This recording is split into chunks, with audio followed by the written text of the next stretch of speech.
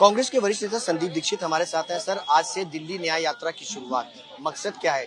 अरविंद केजरीवाल के कामों को लेकर के 10 साल में जो नहीं हुए, उनको लेकर जनता के बीच में जाना है या फिर लड़ाई केंद्र सरकार को लेकर? ये देखिए साहब, दिल्ली में अगर आप माने तो 75% जिम्मेवारियां केजरीवाल की और 20-25% भारत सरकार की है। दोनों ने सत्यानाश किया है। और अगर भारतीय जनता पार्टी कहे कि नहीं साहब भागदौड़ तो इनके हाथ में, जो मैं मानता हूं, तो 1-1.5 साल पहले तक तो एमसीडी भी आपके पास थी ना। कूड़ों के ढेर भूल गए क्या लोग? वो दूसरी बात है कि जो कूड़े के ढेर हटाने के लिए आए थे केजरीवाल, आज वो उससे भी ज्यादा ऊपर बढ़ते चले जा रहे हैं, क्योंकि ये दोनों एक ही जैसे हैं। इसलिए हमारा तो ये है कि दिल्ली में आज, दिल्ली के जगह जगह पे लोग 10 साल पहले की दिल्ली याद कर रहे हैं। और मैं नहीं कर रहा हूं, आप किसी से पूछ लीजिए। तो हमारा तो काम है लोगों के बीच में जाना कि जिस दिल्ली को आप याद कर रहे हैं, वो दिल्ली बनाने वाले भी आज आपके बीच में खड़े हुए हैं। आपने हम लोगों को जो भी कारण था नकारा, आपको लगा कि हम इस लायक नहीं है कि आपकी सेवा करें, लेकिन तब भी और आज भी आपकी सेवा के लिए हम वहां खड़े हुए हैं। एक बार हमें मौका दीजिए, एक बार फिर न्याय की तरफ देखिए। लेकिन ये न्याय विकास का न्याय है, ये न्याय सत्य बोलने का न्याय है, ये न्याय दिल्ली के लोगों को एक बेहतर शहर देने का न्याय है। और उस न्याय यात्रा में हम खड़े हैं। जनता के बीच जाएंगे, तमाम सवाल जो होंगे ये भी होगा कि लोकसभा में आप साथ हो जाते हैं, विधानसभा में अलग अलग हो जाते हैं।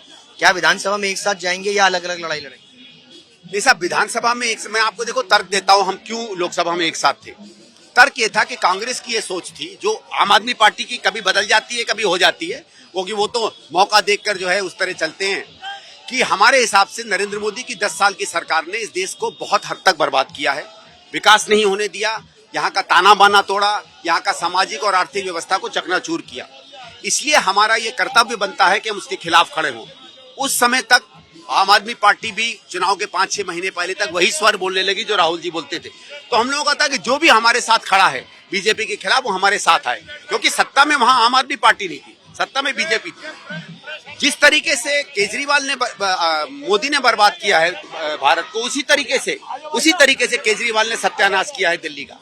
तो जिन उसूलों से हम बीजेपी के खिलाफ खड़े थे, उन्हीं उसूलों के साथ हम केजरीवाल के खिलाफ खड़े हैं। इसलिए अलायंस होने का कोई मतलब नहीं है। एक आखिरी सवाल, अरविंद केजरीवाल ने देश भर के कार्यकर्ताओं को बुलाया है और कहा है कि अगर डर लगे तो राम जी को याद कर लीजिए। ठीक है, आप राम जी को याद कर लो, राम जी को तो हम भी याद करते हैं। सिर्फ डर में क्यों? राम को तो हमेशा याद करना चाहिए। इनको तो डर इसलिए है क्योंकि ये जान रहे हैं कि हार रहे हैं। और मैं तो ये कहूंगा कि प्रभु की भक्ति, उसकी उपासना तो हर समय होनी चाहिए।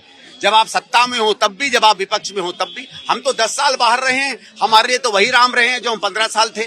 हम अपने कार्यकर्ताओं को कभी ये नहीं कहते कि राम का नाम तब लो जब तुम्हें डर लगता है। राम का नाम आप तब लो क्योंकि आप राम के भक्त हो।